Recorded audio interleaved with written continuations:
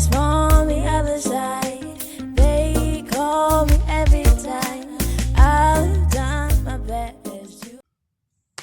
Thokozani, Dumelang, Lisedi. Hello everyone and welcome to the one-on-one sessions with Gogo Musore, and I'm your host Gogo M. Giving you tips on everything spirituality. So if you're new to my channel, like and subscribe to it. Turn on the notification bell and leave a comment on the comment section. And for those of you who wish to contact me, my number is 0675051216. It's for consultation bookings only. Kindly do not text me for questions. If you have any questions, leave them on the comment section. I'll be more than happy to answer them there. Okay, so yeah. Okay, so today we're gonna be talking about why relationships don't work for spiritually gifted people.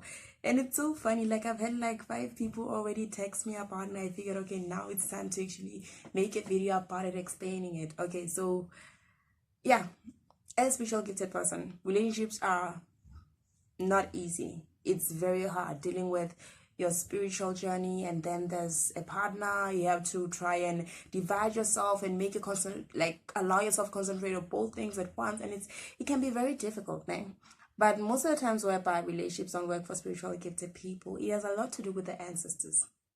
Okay, not in a bad way, not like they don't want you to have a partner, but they are very picky as to who spends their life with their child. Because one thing about the ancestors is that they sit down and they analyze everything. They analyze the things that you do, the people that you're with, who is right to be in your life and who is not fit to be a part of your life. Okay, and usually the decisions which they make, whereby they remove certain people in your life, they do it out of the mere fact that they are protecting you and they care for you. And so we can look at it like that, but it can still be hard. Well, you're just wondering what about who's gonna be right for me, because I keep moving from one partner to the next and none of it is working, and everyone's saying it's my ancestors, but what's going on here?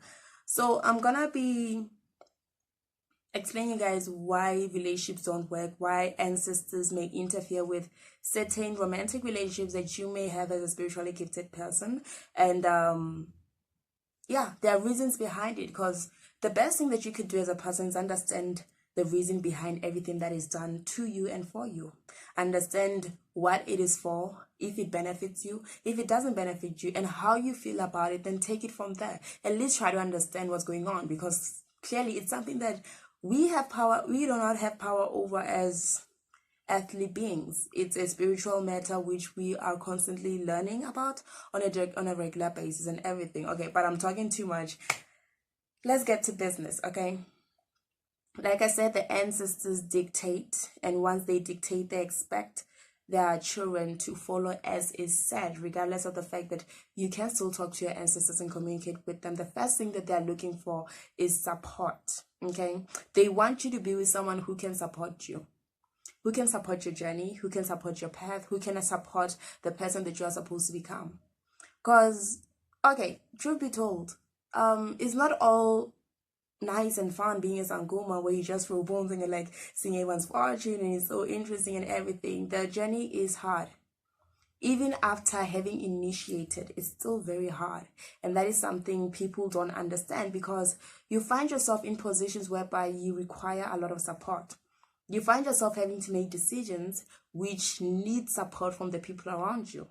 And your ancestors will look at the person that you choose to be with and see, well, okay, this person doesn't really support you, doesn't really support the journey which you have taken, will not be able to support the instructions that we give you and the things that you're entitled on doing.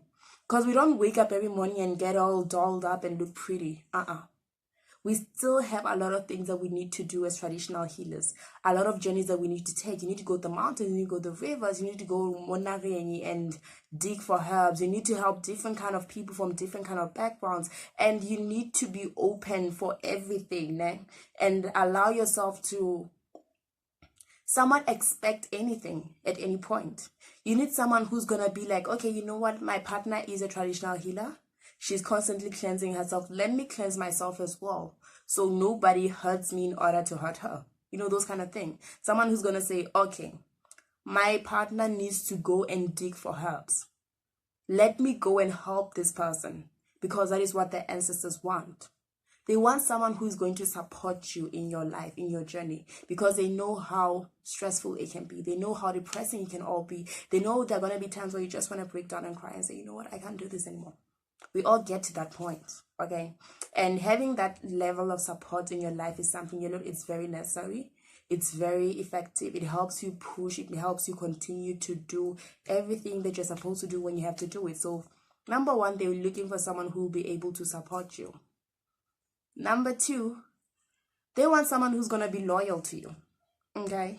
Because, okay, traditional healers, you know what, there are times more you have to be clean. There are rituals which do not require intimacy in your life. And that is something I feel like everyone should be very much aware of, okay?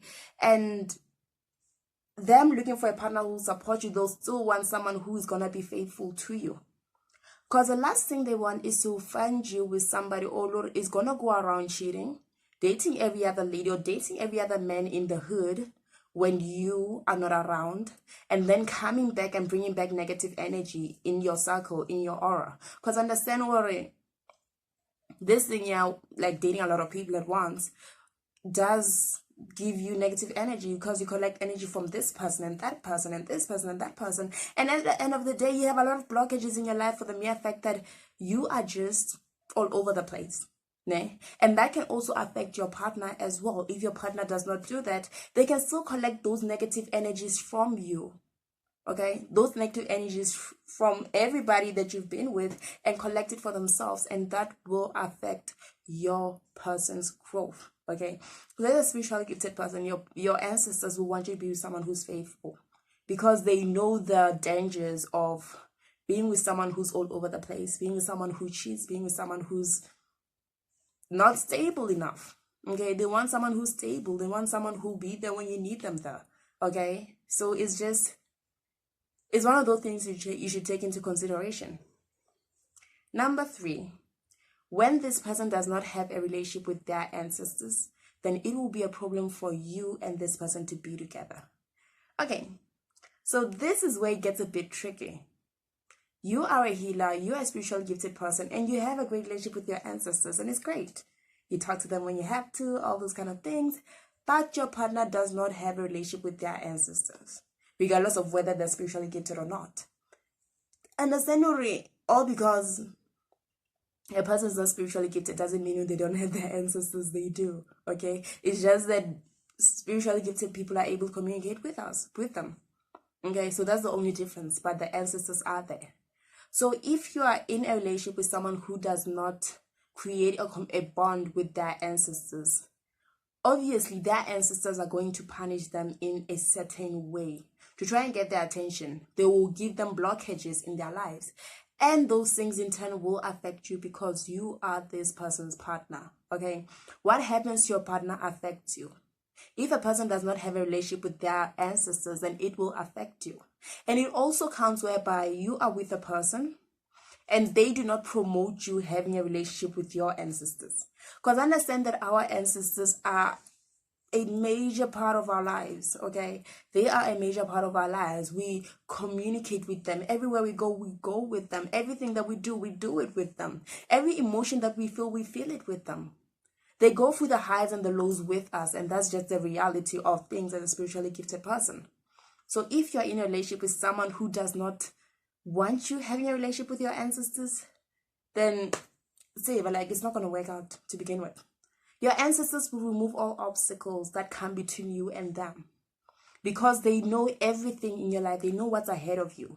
They know what you need to get and how you are going to get it. And having them in your life is actually the best way to actually succeed in your life, to get the protection in your life, to get the revelations and things that you're supposed to do. As a spiritually gifted person, every step that you take it with your ancestors, and every decision that you make it with them.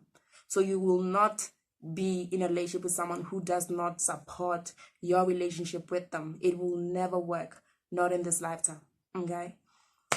Number 4, they're just not the one. I'm sorry to say this, but this person may tick all those things. They could be supportive, they could be loyal, they could be they could be allowing you to have this beautiful relationship with your ancestors and also have a beautiful relationship with their ancestors. And they could be spiritually gifted as well, which would be pretty great. But they're just not the one. Okay, so I don't know if most of you have seen my previous video where I was talking about spiritual partners, not the voodoo type of spiritual partner.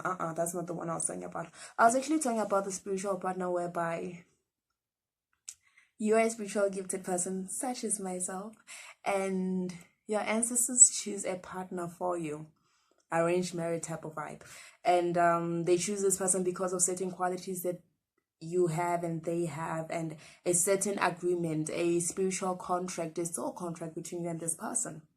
Okay, so it does happen that the reason why this relationship is not working is because this person is not the one for you.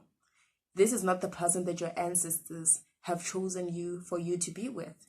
And it sucks because you might meet the right person, someone, okay, who feels right to you, but find a worry. It's a no-go area in terms of your ancestors. They do not see you with this person. They do not want you with this person. They do not even imagine you ever being with this person. So in cases like that, they will ruin the relationship.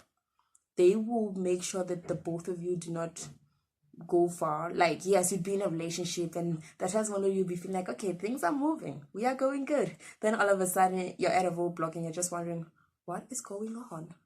Okay, this person's not the one because your ancestors have already chosen a person for you, and this person holds a lot of qualities, a lot of amazing qualities, which will benefit you as a spiritually gifted person, which will benefit them as maybe spiritually gifted or not spiritually gifted, but most likely to be spiritually gifted. It will benefit them as well. It's going to be a beneficial relationship. It's going to be a relationship that will build you as a person, that will make you a better person in the near future, that will help you make better decisions for yourself, that will help you grow. Because remember that this journey, like, you never stop growing, you never stop learning. There's always something new every single time. And the ancestors would want you to be with someone already will allow you to grow, will open doors for you in a way, and you will open doors for in return. A 50-50 type of vibe whereby the both of you benefits, the both of you learns from each other and can build a legacy together. Because they are building legacies on a daily basis through us. So maybe the person you're with is just not the one. Okay. And number 5, you could meet the one, the right person, and everywhere that you go, you can be told, nah, this is the right person for you. But for some reason, it's still not working out. Okay, so from the topic, we all know that I'm talking about spiritually gifted people specifically. Né? You find out you meet the right person who's supportive, who's loyal, who's creating a relationship with your ancestors, who allows you to have a relationship with your ancestors and creates a relationship with their ancestors, who is actually the one that the ancestors have chose for you. Né? But the ancestors want you to do certain things for yourself before you and this person can move forward in your life. Because remember one thing, né? As a spiritually gifted person, you might need to initiate, okay? You might need to initiate for your ancestors. And in the process of your initiation, yes, some people initiate whereby they are married. It's beautiful. But that's most likely older people. And as for us, the younger generation, our ancestors will want us to finish with the initiation, move further in our spiritual journey, get enlightened to a certain extent before they will allow you and this person to move forward. Because one thing, especially for ladies who are spiritually gifted, your ancestors will not want you to initiate whereby you are already married. Most of the times, they will not allow that. And the reason why they will not allow that is because they don't want their power, their strength to be sort of like praised in other people's surnames. Because after the whole ball and all those kind of things, you will have to change your surname and somewhat join forces with the other clan from your partner's side of the family, and the ancestors are not going to be happy about it because that is going to be a gift from them. But in a way, the other ones will get more recognition. I don't know if you get what I mean, but it's one of the things they look at when they ruin relationships or put a hold on your relationships before you initiate. Né? And another thing, They don't want distractions, okay? They don't want distractions when you are initiating, when you are appeasing them. They want your full concentration there at that moment. Because relationships have their own things. They have their own drama. You find yourself sometimes whereby you're just losing your mind because of the person that you're with. You don't have peace of mind. You don't have peace where you are. You're constantly there thinking, even if they don't give you a problem, but you're there, go to a song, and you're there thinking, oh, I can't wait to see my bae. They don't want that. When you're there, your whole concentration is supposed to be on the initiation. They do not want you to be distracted by anything or anybody on the outside. So they will want you to meet this person, or they will allow this relationship to progress after you have progressed spiritually. Okay, so those are the reasons why relationships do not work for spiritually gifted people. I know that it sucks actually hearing it, but most of you have been asking me about it, so I guess it's very important that all of you know it and understand the reasons why the ancestors may ruin certain relationships for you. Okay, so in my next videos, I'll be explaining the signs that this is not the right person, and later on, I'll also be explaining how to see they notice that you found the one. And yeah, so I'll be uploading those ones during the week. You all will get the notification. Anyways, I hope I answered most of your questions. I hope you guys are happy with what you heard. I hope the truth wasn't so hard to take in and accept, but better know the truth now than never, right? Okay, so anyways, thank you guys for watching. Have a beautiful one. Thokozani. Bye bye. Cries from the other side. They call me